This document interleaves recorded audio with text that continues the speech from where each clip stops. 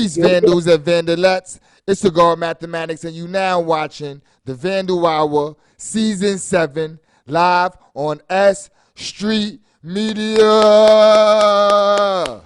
Word. Make sure you check us out whenever we come on. Obviously, we doing a lot of episodes. They're coming fast and furious, so just stay in tune.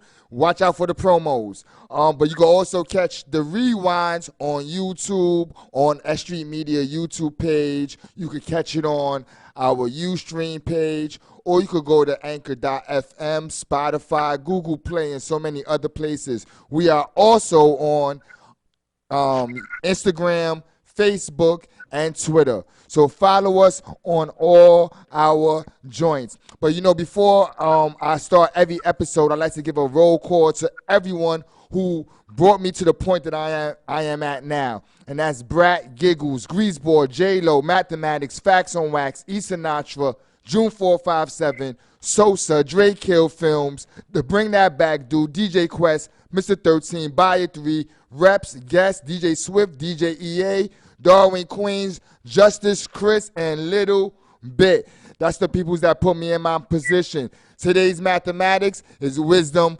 power, or being born to God. Shout out to the Gods and Earths and the nation of Gods and Earths and everything.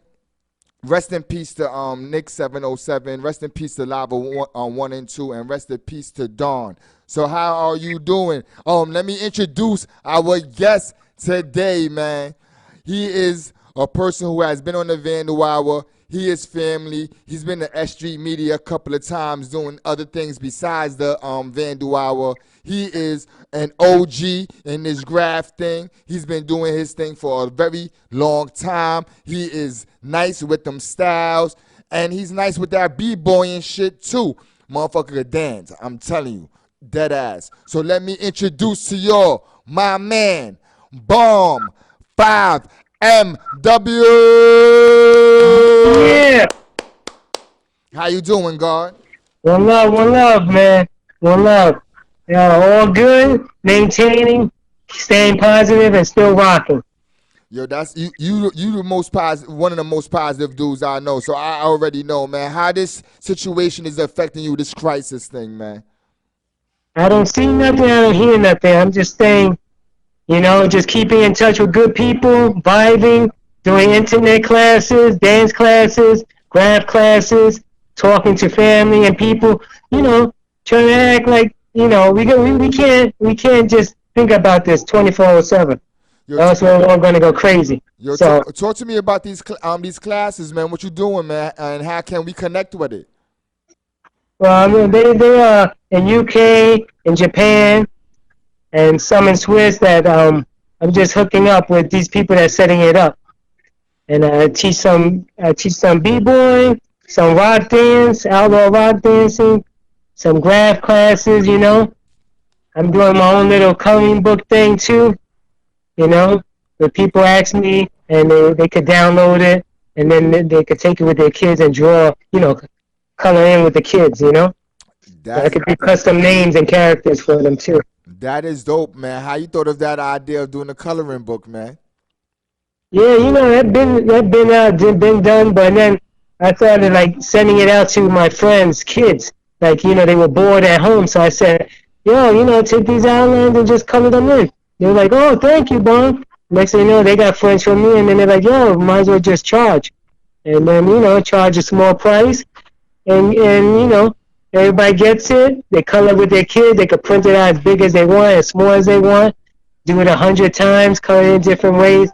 I could do their custom names, or they could pick one of the templates of what I got already, Where can they go to get that at? Well, now it's through a Japanese website right now, so I got to work on it to get it over here too. I'm gonna promote it for here too, All right. So basically, it's overseas right now.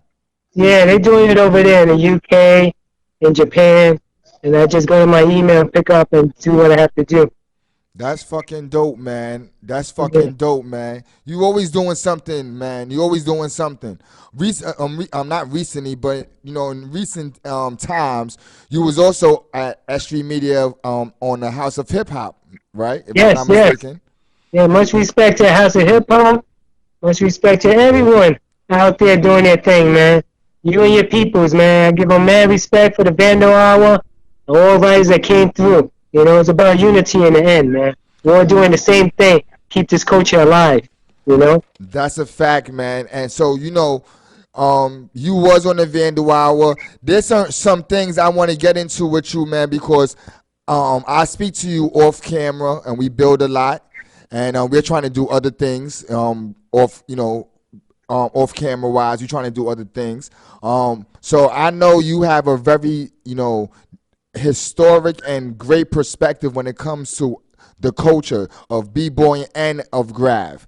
So I want to ask you some things. I want to get into the mind of BOM5. And I'm a breakbeat DJ. Oh, that's a fact.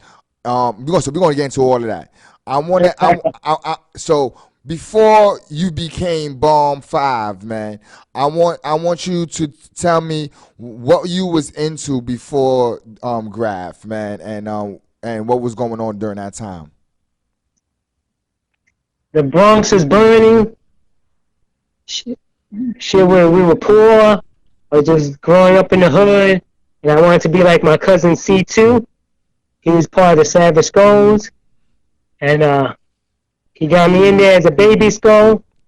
I wanted to be like my cousin C2. He was a badass, man. He was 3 years older than me. We were mad close, and he was just this dude, this tough kid. He walked with that. He had that walk. He had that strength, that body already.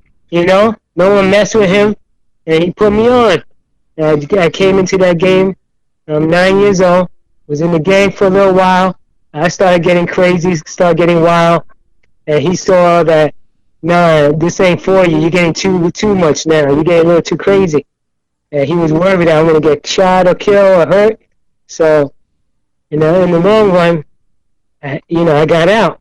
I got out after 4 years, and I didn't want to get out, but it kind of, your big cousin's your big cousin, man. Facts. You know, and you gotta respect something, man. And it's true, a lot of people was dying at the time, around me, in front of me, and I just left it. And, I got out of it, and since he had juice in there, I didn't have to go through the Apache line again. I didn't have to go through no fighting again. Nothing. I just got out. I want to talk about that time, man. Like the gang life of those times. A lot of we have a lot of younger listeners that listen to us and watch us. So and there's gangs going on now, but it was two different types of things. Describe to us like the gang culture back then, when you was involved or before you was involved. Yeah. Well, it was all over. It was everywhere. You saw everyone with a jacket. You saw groups, you know. And when I became part of it, I realized it was like being in a family. The reason I really joined too, my pops had passed away, so I decided, I was angry at the world. Mm. When you're angry at the world, you start like looking for an outlet, you know. And yeah, I got my moms and my brothers and sisters, but still, I wasn't happy. I missed my dad. And I got into a whole different mindset. And I always followed my cousin. I always was hanging out with him. And when he was part of that, I wanted to join too. And he got me involved with that. And it was a family. It was good. We were in the clubhouse, different chapters, different divisions. I would go to Brooklyn, to Bushwick, to Grove and Linden. They had chapters there. Go to Jamaica, Queens. They had a lot of chapters, a lot of meetings, a lot of areas. Savage Schools, between all the gangs, they were one of the main gangs with the black spades. Those are like the two biggest real gangs in New York. Mm. Rest in peace to Lava 1 and 2. I think I should always see him My with boy. the. That's my boy. He used to always rock the black Black spades. spades joint. Yeah. He was a high commander in there from the Harlem division. Your rest in peace to Lava 1 and 2. Did you know Nick 707? Yeah, they were all my boys, man. I knew Nick when I was a kid. I knew Lava I met Lava later on in '79, but I met his brother first in the early '70s. His brother used to write Cool Breeze. Um, so I'm gonna say this, man. Shout out to Nick. I mean, rest in peace to Nick 707. He was a friend The of original, the original prayers of OTB, only the best. yo Passed it to Band 2, and Band 2 took it and blew that crew up to Out the Bomb, Out to Bomb. yo. What you call it? Nick 707 was my man. I spent the New Year's Eve with him. Mm. Very positive dude, man. He also was a comedian, which I didn't know. Yeah, Also, he was a um, jokester since he was a kid, man. his name was Homeless Fred. I just found this out recently. No, no, no. They call him that? No, his name was Welfare Fred. Welfare Fred, my bad. I apologize. Welfare Fred. I just found this out. God, what is born? I don't want to go off the path, but I just want to make sure I give my respects to that No, man. no, no. I give him love too. He was a style master. He had dope style. He was my boy, man. I met him back in the days when I joined with the MG crew, and then I met him. The other guy that he taught the guy that taught him, his mentor, is a writer called Rub Five. Mm. So Rub Five put on Nick. You know, don't worry, it's not all about me. I want to give praise to my boys that passed. The guy knew them. Yeah, You know, yo, and maybe not everybody knows the history about them either. I, You know? I definitely want to speak about them.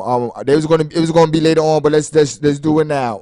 Right. I seen somebody put up, if I'm not mistaken, Kit 17 put up some pictures with Nick 707 and him doing trains that they had hit. So Nick Yeah, was that's very MG crew. active. You said MG, right? MG, Mission Graffiti Crew. Dudes, I really seen like 2 or 3 trains, no bullshit.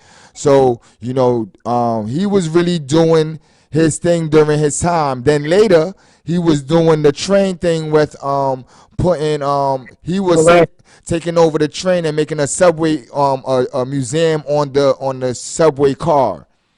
And he had all his paintings on the car. So he was very out the box, man, trying to always start new things, always trying to, keep it on the trains also, Yeah.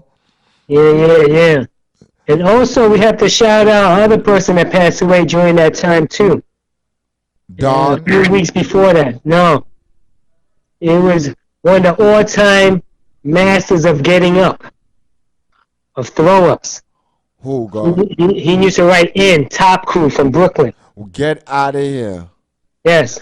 I definitely seen it, man. I Yep. definitely seen it. Rest in peace to N, man. Yep. In Top. He also wrote Kill 3.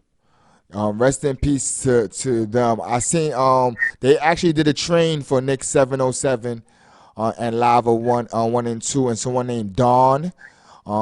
They did a train for recently. It was a New York City train done. I seen Oh, yeah. They did the Don 1. He yeah. was a style master from Astoria, Queens. Went to school with my cousin, Chino Marlo.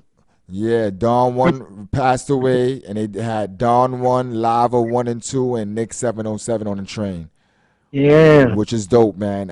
I'm glad somebody kept their name riding, So yeah, I'm glad we got to speak about them, man, because very intricate pieces of this GRAFF thing. So let's get back to you, God. So when you made that transition from the gangs to GRAFF, why do you think a lot of people was making that same similar transaction? A lot of people during that time went from the gangs to hip hop. What was making that happen? Just hearing things going on, you know. I had a bike. I started riding around since I wasn't rolling with these guys no more. Started rolling around, riding my bike, and I bumping some things. And then I had another cousin, was Chino Marlo, and he's like put me on, and Smiley 149 was telling me about graffiti, They were already graffiti writers. Mm. And, they were writers. There was no graffiti at the time, but, they used it as, they had Noga, and they had UGA and all that. But we ever saw writers, rest in peace, my man, Phase 2. He was my mentor for writing and for b-boying, you know. I met him through my first b-boy mentor was El Dorado Mike. And El Dorado Mike introduced me to Phase 2. And I didn't know Phase was dancing. I was just starting off. And we met at 63 Park, Forest Projects, where Phase 2 is from. El Dorado Mike is from 169 Claremont, the 9. He used to run that area too. Back then, was it during these transition times, was a lot of writers doing multiple things like writing, b-boying, and MCing like during these times? Well, not much of that MC. I didn't see this, Okay. Yeah, but definitely the dancing was already there. The dancing, yeah, you're right. When I went to Cedar Park, the first time I ever saw someone speak on the mic, Coke Rock. El Dorado Mike called me one day because Kool Herc was doing his parties, and I was already going to Bronx River and Bronxdale projects, and they had Disco King Mario over there, DJ Tex, and all them guys, man. And that's where the original Zulu Kings came from, too, between Bronx River and Bronxdale projects. Okay. The Charlie Rock and them guys. But, I used to move around a lot, met a lot of people, and got involved with this. But with the Kool Herc thing, it was El Dorado Mike that called me one day. He's older cat. He's older than me. Way older. I looked up to him, and he mentored me about the streets and about dance and what was going on. So it was like a new thing for me, a new way to see. And he was a dope b-boy. Later on, he became a real dope hustle dancer. In the beginning, he was a b-boy with Phase 2, his best friend, and they both used to write together. He wrote El Dorado Mike, Phase 2 wrote Phase 2, And the other brother that helped me out at the same time was my boy Cisco Kid with an S. He was a b-boy MC. He was part of the original Cold Crush before the kid became the 4. Okay. There were only 3, and he was real close with Tony Tone. Describe a Kool Herc party to me. I never went to the party. I went to the park jam because you had to be older to go to the house party or inside anywhere. That's why when El Dorado Mike called me, he said, "Yo, Bomb, they're doing it in the park now. Anyone could go." And that's when I got on my bike, my Apollo 5, and speed my ass all the way from the East Bronx. Yeah, I speed my way from the East Bronx all the way to Burnside Avenue to go see what was going on down there. And I don't even know how to explain it. And you just saw mad people all around just dancing and chilling and vibing, just to see these original b-boys that just rock mostly on top and did routines and stuff. It was kind of dope. It just opened my eyes to everything, Let me ask you this, man. When you hear people I heard this argument when people try to separate Puerto Ricans from the beginning roots of hip hop. How can they do that? Explain to me the beginning and who was there, because obviously you're Puerto Rican. If people don't know, tell me about the early roots, because people was trying to separate. It wasn't happy. Puerto Ricans and blacks wasn't doing this at the same time. Yeah. Well, for me, I'm mixed, both African and Puerto Rican, Okay. And Puerto Rican's always been around because look, if you look at the whole picture, when the Puerto Ricans came to New York, guess where they threw them? They threw them in the ghetto where the blacks was, and the blacks got mad at the Puerto Ricans. And to make a long story short, the Puerto Ricans had to defend themselves and let these people know, the blacks, that they wasn't soft. So that's why gangs were made. Puerto Rican gangs, black gangs, so that they could protect their territory and protect themselves from that. Because I can understand the blacks. You got Puerto Ricans coming in their neighborhood just speaking Spanish, and you're like, what the fuck is these people here? There's no room for them, There's no room, and they don't even speak English. So they thought they could bully the Puerto Ricans, and then the Puerto Ricans fought back, and that's when the shit started getting crazy. But it was people like Bambada, you know, Bambada, Cisco Canario, Kool Herc, putting people together, you know, with this music.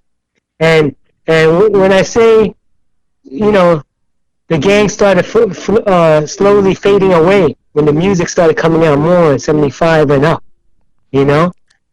And as you were saying about the Puerto Rican, like I said, we were always around. You had Eden War Projects, you had all blacks, but then you had also Puerto Ricans living there. So people grew up with their best friends black, you know?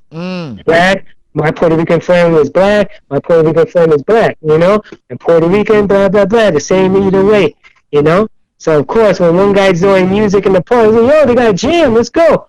You're like, what's that? You go with your boy, you see what's going on. Next thing you know, you get involved. Next thing you know, you want to be a DJ, you know? That's a fact. So, everybody mentors each other, looks out for each other.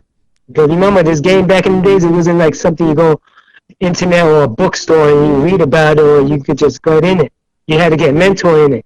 You couldn't just join a crew just like that, you know? Yeah, I was going to say that back then, like a person, you had to be walked into the culture, basically. Yeah, yeah. Mm-hmm. Because Yeah, to it was. prove yourself. Is it true that it was kind of secretive back then?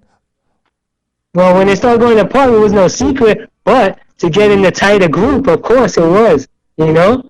Like, you know, like, just like you're coming to see the park, right? You hear the music, you're chilling, you're dancing. Now you want to go over to Kool Herc and them guys over there, the Herculoids. It ain't going to be like easy. You're going to go, hey, what's up, go on here and go by there. They're going to be like, yo, back off, you know? You know? Enjoy the music, but this is limited over here. You know, they had the ropes surrounding their whole equipment, you know? So GRAFF at this point, in these, It's already out. GRAFF was already out. I was gonna say at this point, what was you doing GRAFF wise? What was you into already? Oh, well, I had my name from the gang that Blackie Mercado gave me. It was Spider. And since I came from 174th Street, the whole avenue in the Bronx, I put my block in front of my name because my block comes before me. It's like I want to protect my block. So my name was 174th Spider. And then when I used that a little bit for tagging, and then I got my name from a famous movie that I loved to see when I was a kid. The movie was called Spartacus with Kirk Douglas. So instead of writing Spartacus, I took Spar, S-P-A-R-T, and I put 174th on there, so I wrote Spar 174. My cousin mentored me, Chino Marlo, Smiley 149, he was a Savage Nomad, he mentored me. I grew up with these guys. I mean, I grew up with Smiley, he was like family, so with Chino Marlo and everybody, my cousins, you know? So I got with them, they taught me the ropes, they taught me, and I started meeting more famous writers on my own, just riding the train, hopping the train, hanging out at train stations, hearing about the bench, hearing about 180th and East Tremont benching. So I would go there and meet writers, and you know, a lot of them were older. I was a young kid at the time, and a lot of these older writers that gave me love. I walked around with my black book, which it wasn't a black book. It was my school notebook, yeah, which would have all pieces in the back of the notebook and a little bit of schoolwork in the front. That's a fact. And you know, I would meet this other famous writer that helped put me on and helped me also with my tag style. His name was El Marco 174. When I talk about some of these writers, they were dressed to impress, man. I'm telling you, this style was fresh. You know, that's why I tell people, man. Like a lot of people argue about it. Yeah, hip hop, the word came out later on. Yeah, that wasn't the word originally. Hip hop been there.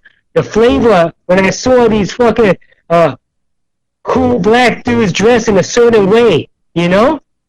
They had style, B. The walk and the talk, you know? The walk and the talk, the flavor, the movement. Come on, Phase 2, Eldorado Mike. You know, these guys had flavor, B. It wasn't talking like, I went to school, I see the white kids, I see the other Puerto Ricans. So Puerto Ricans are always in the middle. So you got the Puerto Ricans that were down with the blacks. Then you got the Puerto Ricans that down with the white people. You got Puerto Ricans that just stay with the Puerto Ricans, you know, and stay with just the Spanish music or stay in their own little group, you know. But I was a point of view. I hanged out with everybody and did everything. You know. Yo, But when you name spots like the bench, we have younger writers that might not even know what the bench is. Describe the bench for us, man? oh, the bench is at 149th Street and the Grand Concourse. That train station has the 2, the 5 train, and the 4 train there. It was on the uptown side in the last car in the back of the station. They had a bench, and that's where writers started hanging out there in the early 70s.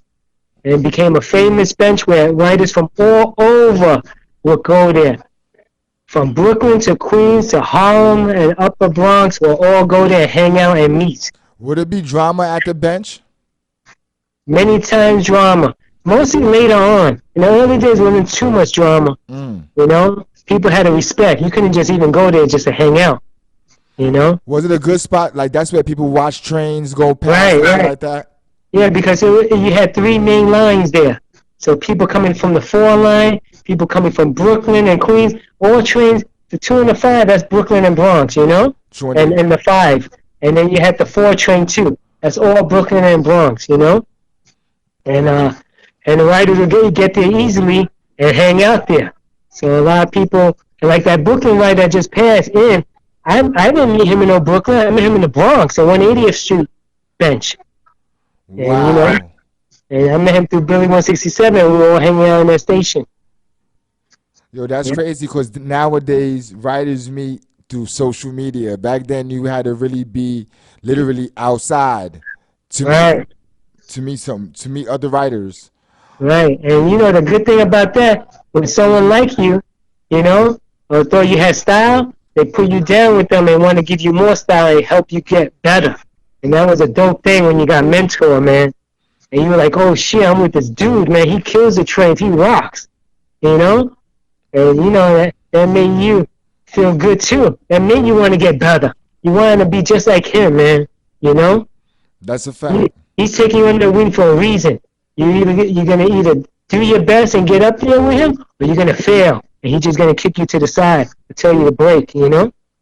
Yo, in those times, man, and you know, you speaking of mentoring,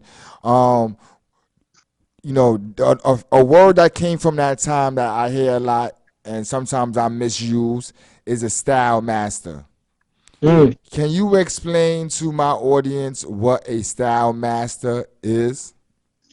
A style master is someone that took his style beyond the normal bubble style that first started out.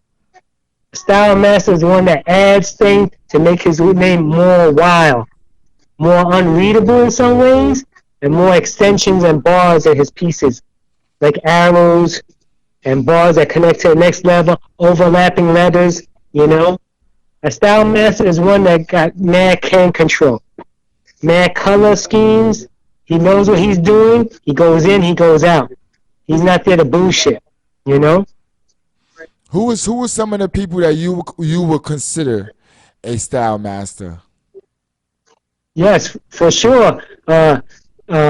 Phase 2, you know?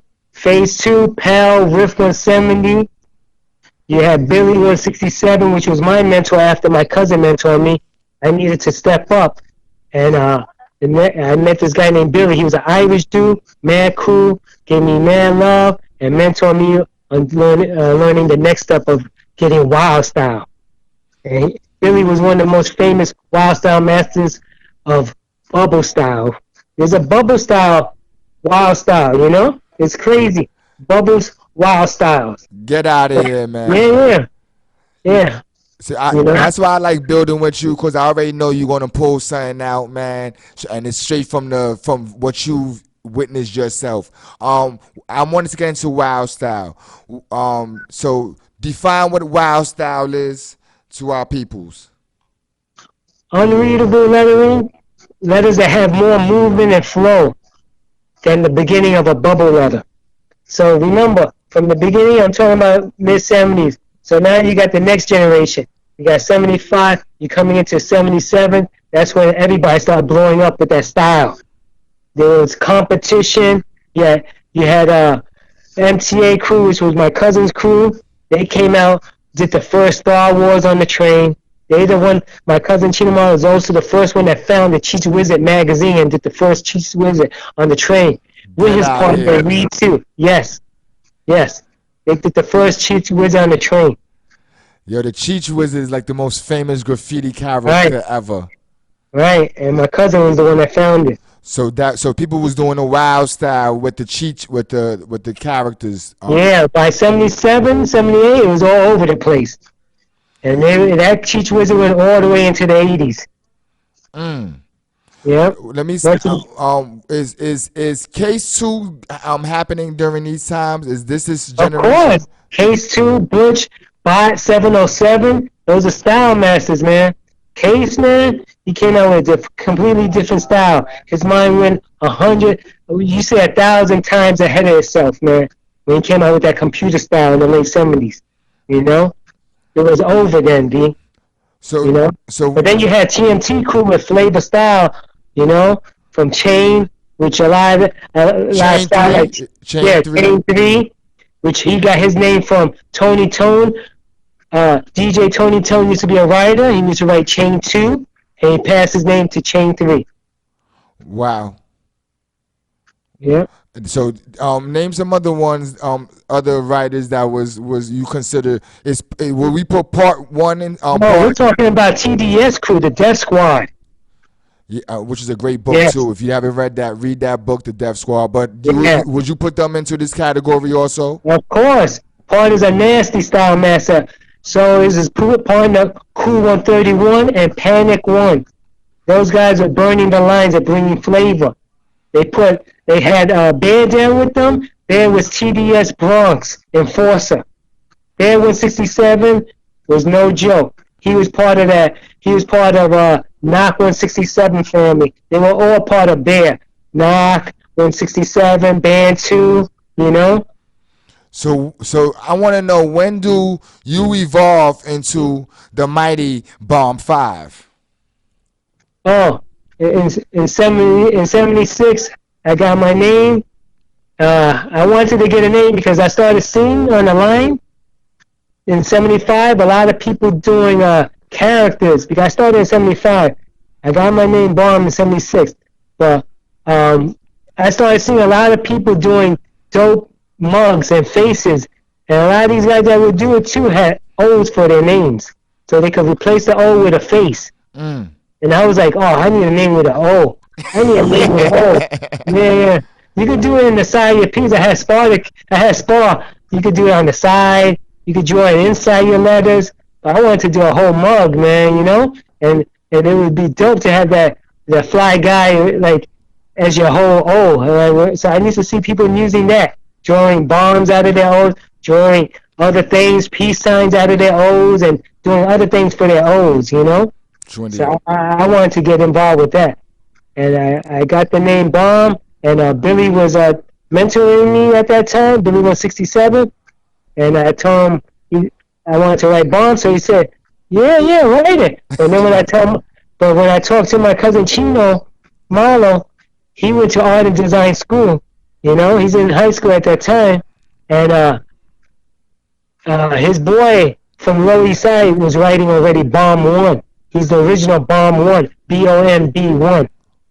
Mm. So I went to the school. Chino said, come to the school. So I went to the school, after school one day, meeting these writers there. Don, Warren, and everybody went to that school. So I met them guys.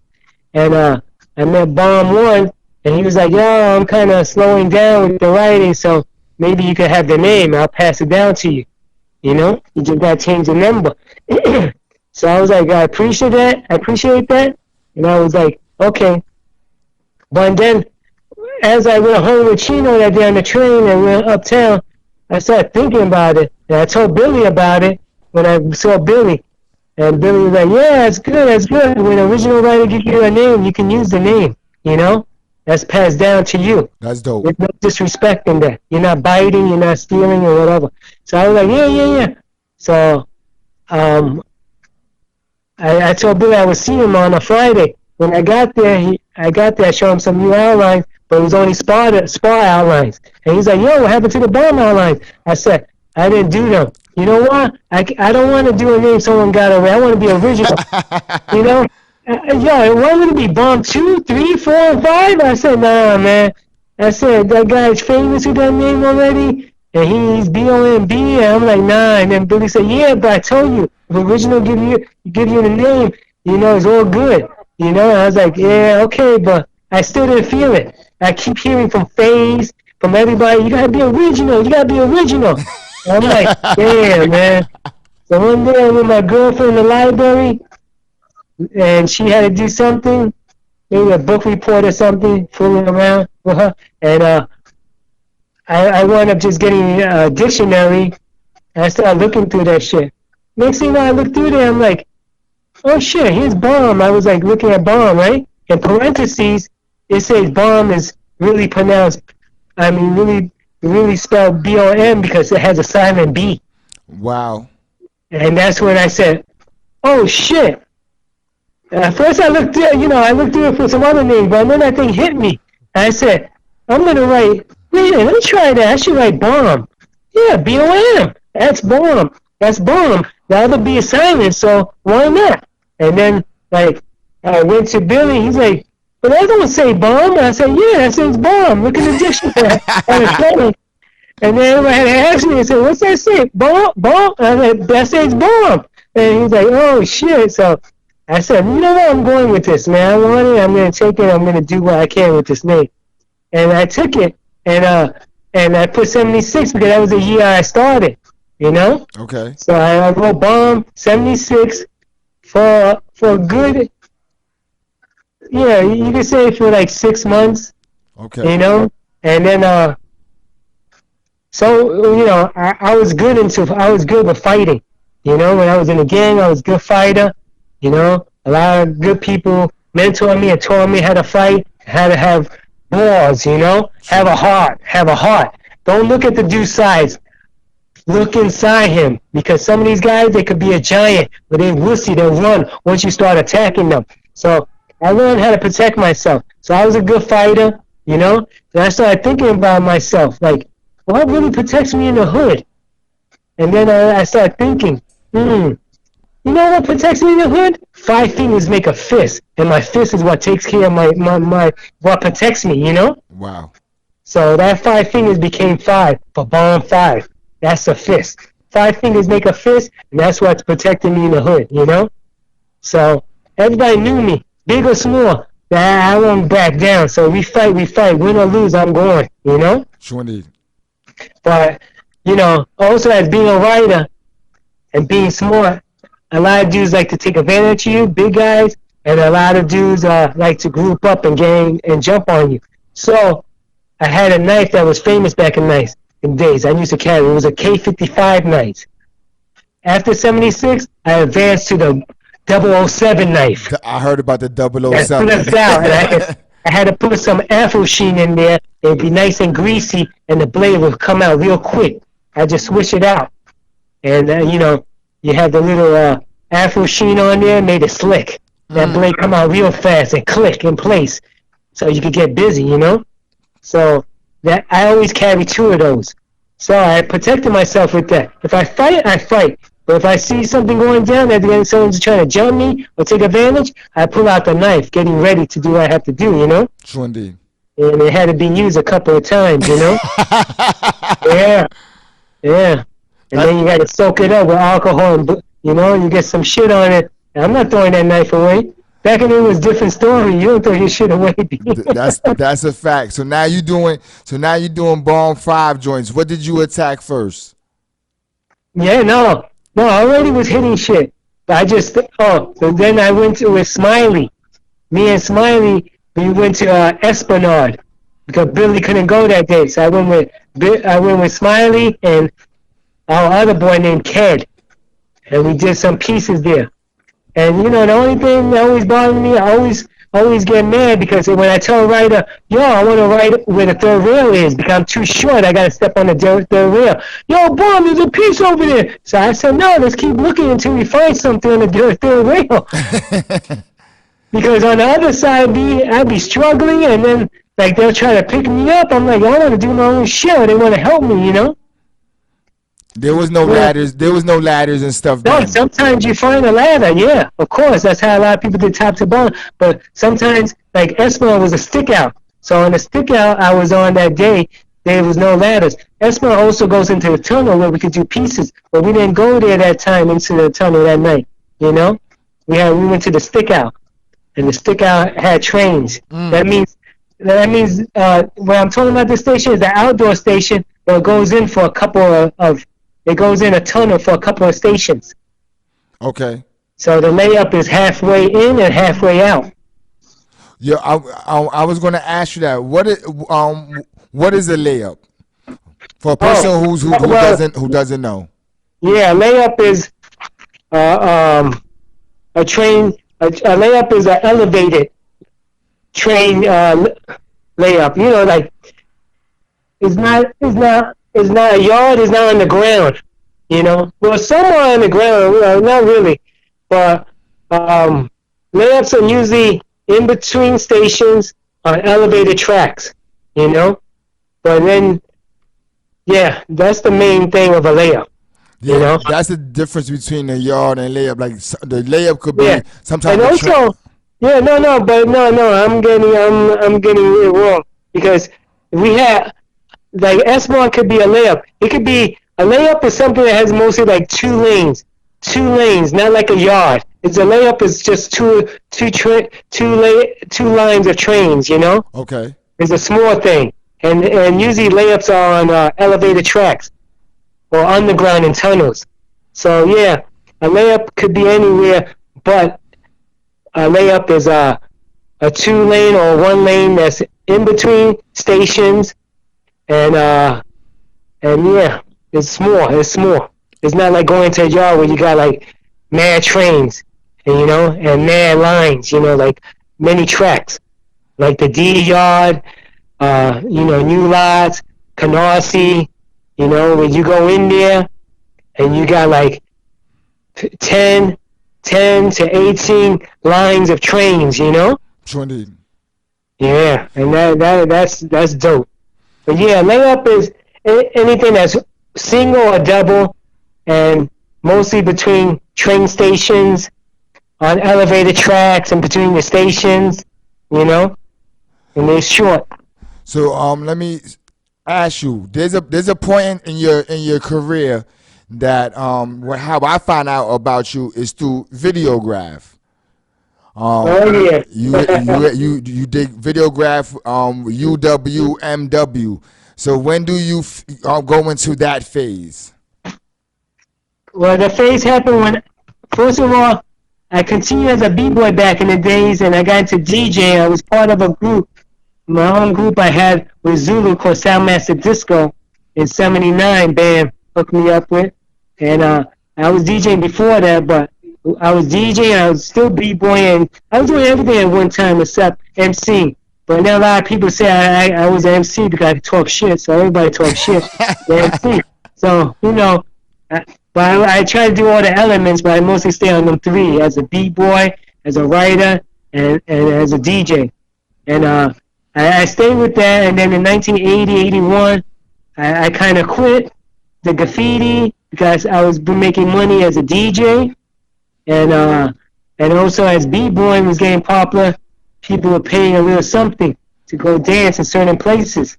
So I stayed with that more, and the DJ was bringing the money, so I had to step up. The graffiti wasn't paying no money, and you're getting older. True indeed. So all them years I stayed traveling, went to Japan, everything, and I helped build Rocksteady Crew in Japan. I went to Japan, and then 1988 I was in Japan.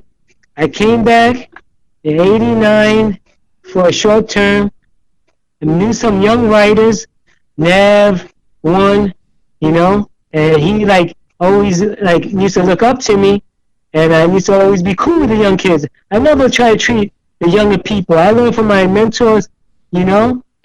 spread the love, spread the knowledge, Don't be selfish, and if the person's really involved, don't leave them hanging, man. Because look what we're doing for you. Give So them some history. yeah, so that kid Neb, I met him maybe in 86 or 85. He was a young kid I knew from other kids, maybe 87. But the time is, it's hard to picture the timeline sometimes. I got you. But I met him. He always pushing me, yo, and he used to do his black books back in the days and everything. And even though I wasn't writing no more, but he'd get me hyped. So one day I bumped into him in '89 or '90, and he was like, yo, man, you gotta come paint. You gotta come paint. But I said, no, I don't do that shit no more. Even though when I was in New York, once in a while I'd go and hit something. I'd go hit a wall or do something, but by myself mostly, or with one friend. But it wasn't something serious no more. But I still love writing, and I would draw at home. But he kept pushing me. He wrote Neb, N-E-V. He was down with a crew that was just starting off called UW. And he kept pushing me. So I said, okay, I'll go with you. And I went with them, met other writer that used to write back in the days called Vase. He was down with my boys' crew called TWA from Spanish Harlem. And that was called The Wanted Artist or The Wonder Artist. And that was my boy Z-Rock's crew I was down with. And they were from Spanish Harlem. But I met Vase and I met King B. And I'm like, yeah, all right. So we go painting.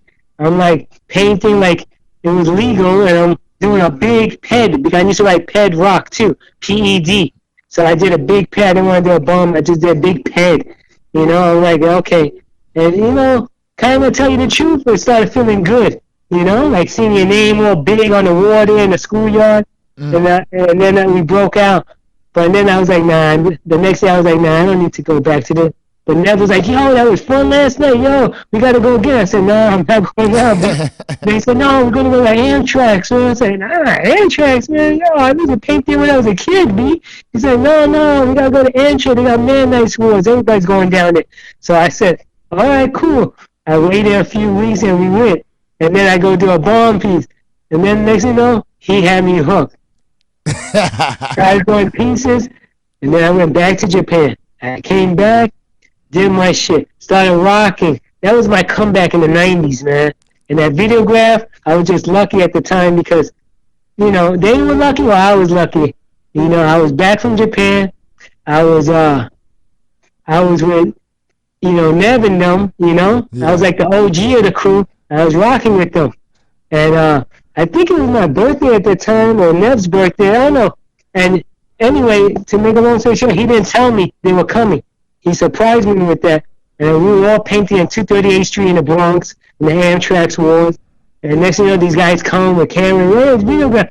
And I think I met Nick when I was younger, Nick 1. And they all came, oh, shit, bomb, yo. And it was cool. I was like, I said, yo, let me just do this interview. I'm here already.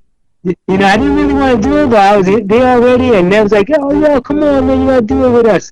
And, and I did it, and I'm happy I did do it, A historical moment. Yeah, it made the OG feel good. Like, yo, okay, I'm back, man. I'm not gonna lie to you, man. The wars that y'all did that day, it was crazy, man. Like, and then the wars, some of the productions y'all did back then was like off the wall, man. You also was pushing the crew MW then. Talk to us about MW. MW is my crew. Talk to us about that. Yeah, well, back in the days,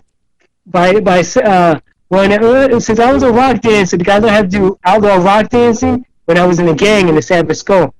That dance stayed with me. And that dance, when I met FaZe and them, they taught me a thing called top rock, and they had tops. So that was something that came out of rock dance in the way that I saw it. And it was just a more simpler move, not an attack and battle move. But anyway, since I became a rock dancer and I started writing, I made a little crew called We Rock Incorporated. It was for rocking, and it was for just rock dancing. And then we move on. I became a B-boy. I was still rocking. I was still top rocking and all that. And in 1978, I made another crew. I made a B-boy crew for my cousin that couldn't get down with no B-boy crews. I was already part of Zulu Kings and the Bronx Boys. And I made a crew for my cousin called Ready to Rock, So I made the crew Ready to Rock. And I made it for my cousin and taught them how to dance. I gave them their own little crew so they could have their own thing and have a purpose in the hood to do something, and battle other kids. And at the same time, I made my graffiti crew. And when I was in school, all the kids were like, "Yo, you're mad, B. You just want to write on everything, B. Your shit is everywhere. You're gonna get in trouble." I'm only gonna get in trouble if someone snitch on me. If someone snitch, I'm gonna have to stab them. And they were like, "Oh no one's snitching here." I'm like, "All right." So I was just bombing the whole place, writing my crews that I was down with, like Slick Incorporated, PHK crew, MTA crew, and other crews that I got down with, IMGs from FaZe and MG crew. I was hitting those. And then I felt like in some way it was time for me to get my crew. My style was on point. I was getting up, doing my thing.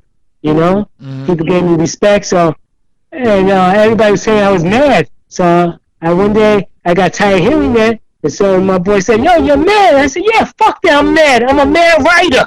And then that was it. And they're like, "Oh shit, you are a mad writer." I said, "Yeah, I'm a mad fucking writer." And that's when I said, "Oh shit, MW, that's my crew."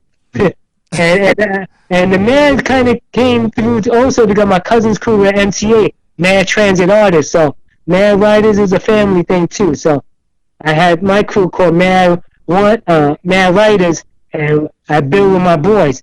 The thing I have to tell you about that, and I tell anyone that start anything in life, make a group or anything, a business, whatever, make sure who you got down is your right-hand man and they down with you. You got to make sure of that. Why you say that?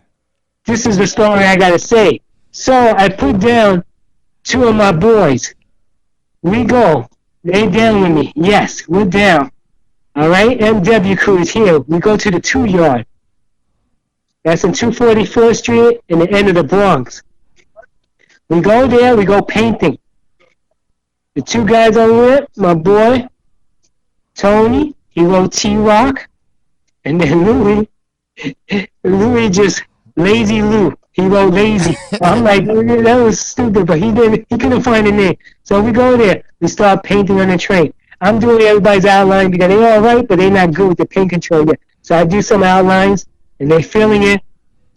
Yo, 5 guys come in there with bats. 5 guys. Wow. Come in. Yeah. And I tell my boy, "Yo, Lou, yo, look at this shit." And then they're like, "Oh shit, yo," they ran. I'm like, yo. And I stood there, and I got all my paint. I wasn't going to leave all that shit. I had my knife on me, but yo, it was 5 days. They're like, "Yo, what the fuck you doing here, man? This is all." I said, "Yeah, I don't know." They were mixed. They were black and Puerto Ricans together, And I'm like, "Look, I'm just here writing my name, man." Yeah, you writing your name? Got money? I said, "I don't have money, man. I'm just here painting. I'm just writing." And then homeboy came up to me and said, "Yeah, well, we want all this shit." I said, "Well, I still want this paint. I'm not giving this shit up. I'm just here just painting. I ain't bothering nobody." And homeboy said, No, we're going to take that and we're going to take your jacket." I said, "No fucking way. I'm poor as it is, and you're going to take my jacket too?" I said, "No."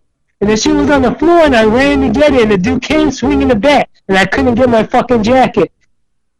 And I went up there and said, yo, look, if it's a fight you want, I'll fight one-on-one, any of y'all. And, yo, the biggest guy comes and said, "Okay, fight me." I'm like, looking at this motherfucker. This dude had to be like 4 years older than me and fucking a monster, B. So I'm like, yo. I said, "Look, I ain't scared to fight you, but come on now, look at you, B."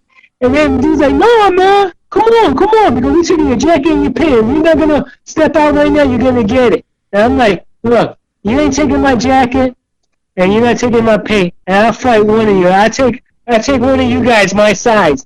And they said, "Yeah, go ahead. Go ahead. You want to fight him?" And they called some dude out, and I went to fight him. So I go to fight him. Them niggas hit me with a bat, B, and it was over, B. Wow. And they hit me in the back, fell on the floor. They started kicking me and punching me. And I'm like, yo, I'm just a writer, B. I'm not here for no beef. And it's hitting me. So I protected my face, and I fucked up. And the guy came up and said, "You know what? I'll give you one thing. You got balls, motherfucker. Now, Let's see you go home all fucked up. And so I was like, I'm fucked up. What do you want me to do? I couldn't get my jacket. I couldn't get my paint. They went in my pocket. They took my knife. They took everything, B. So I got up and I had to make it back home, B. I made it back home. Mother had to hear what was going on. I just told I got some people just beat me up in the street. I had my friend's bike and they took his bike. I had to say something. Mm-hmm. And these guys I saw in school the next day. I punched them in the face. I started beating them fucking guys up. And they were like, no, yo, your boys. I'm like, nah, man. Look at me. Look at my fucking face. Well, it wasn't the next day. I couldn't go to school the next day. I was fucked up. My stomach was fucked up. Wow. I went maybe 2 days later, and that's when I beat up my boys, them dudes, and I told them, no, don't ever come around me again. Then I started building my crew. Tony and Louie. Yeah. Some guys are out. Be lazy move. You know, right? Did you ever do you ever see them ever like after that? Yeah, I still see them around at gyms and places, but I told them don't get involved with me no more. Until you get balls. But I started building crew. Got other writers. My boy Bandit, my boy Sid, some other people, and I got them down with me. I made sure if they had heart, I would push them. I push them or punch them in the chest and on the arm and see if they would try to attack me. If they go, yo, motherfucker, come on, what you doing that for? Then I know they got heart.